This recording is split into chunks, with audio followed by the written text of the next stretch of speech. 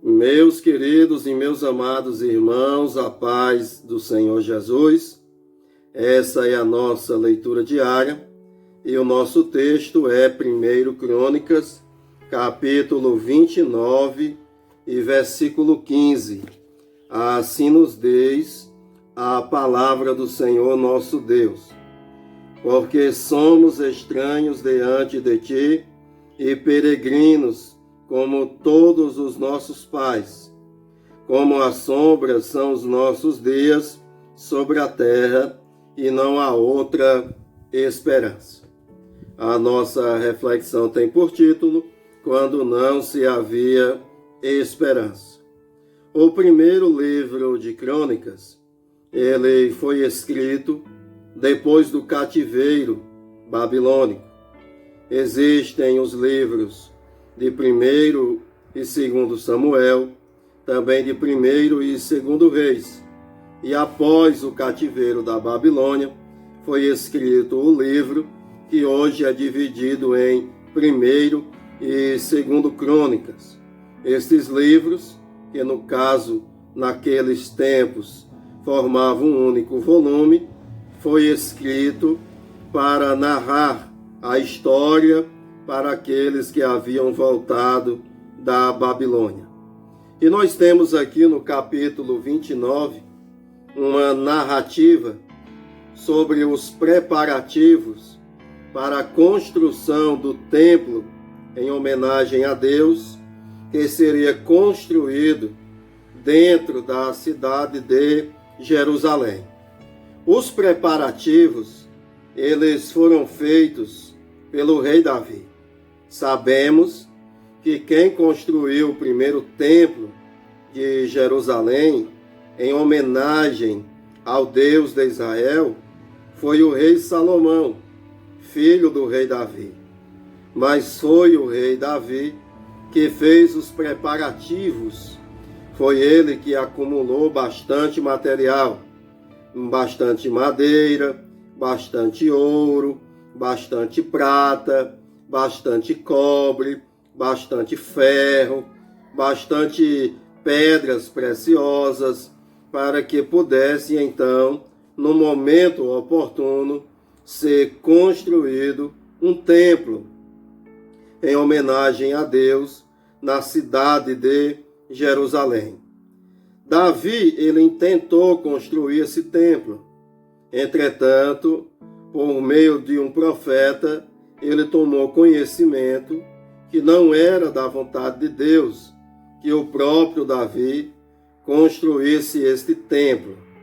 Sendo assim, a responsabilidade foi passada para o sucessor do rei Davi, que no caso foi o seu filho, o rei Salomão.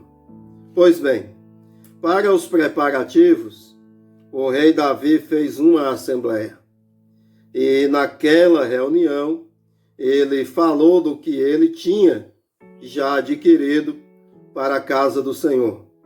O rei Davi falou também que ele possuía muito ouro, muita prata, e que do seu tesouro pessoal também ia fazer doações para a construção do templo.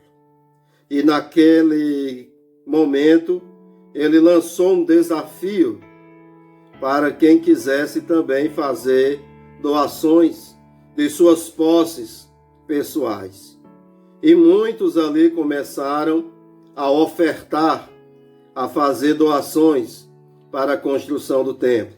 Os príncipes, os capitães dos exércitos, os chefes de 100, começaram a fazer doações de pratas, de ouro e de outras coisas semelhantes a estas.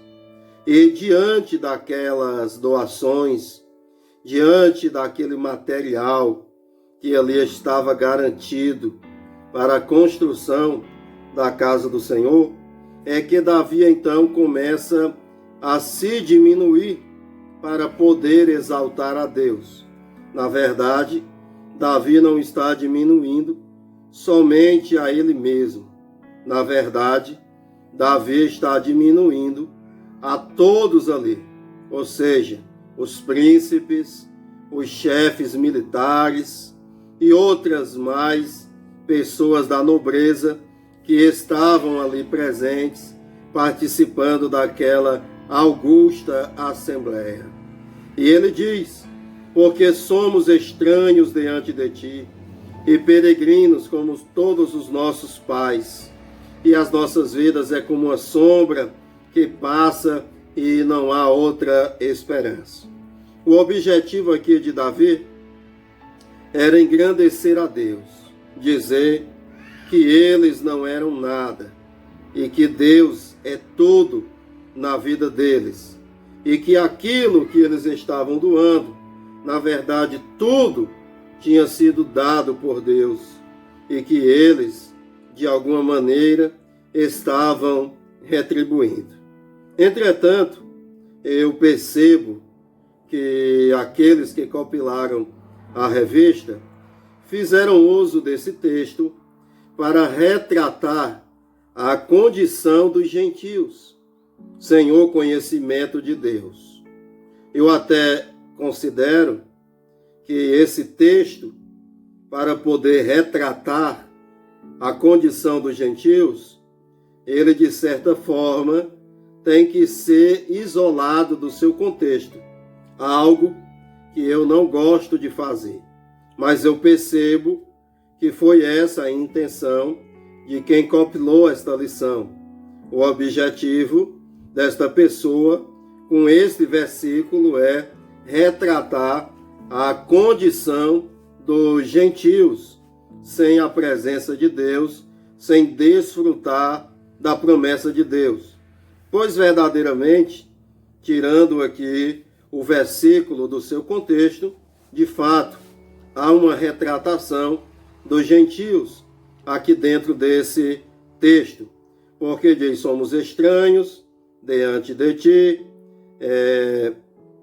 somos peregrinos como os nossos pais, e somos como uma sombra, os nossos dias passam rapidamente sobre a terra.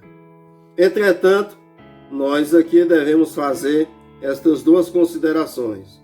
Primeiramente, que Davi, ele estava, na verdade, inferiorizando a si mesmo e aquela multidão de nobres que estavam participando daquela augusta assembleia. E, ao mesmo tempo, podemos retratar aqui os gentios que são estranhos diante de Deus, são peregrinos e como uma sombra passageira e que não há uma outra esperança. Entretanto, aplicando aos gentios, ocorreu uma intervenção divina que mudou esse quadro. E essa intervenção não é outra senão a vinda do nosso Senhor Jesus para nos salvar. Que possamos nos alegrar neste grandioso feito de Deus para as nossas vidas. E desta maneira, rendermos graças a Ele pelas coisas as quais Ele fez e faz por nós. Que Deus em Cristo te abençoe. Até a próxima oportunidade.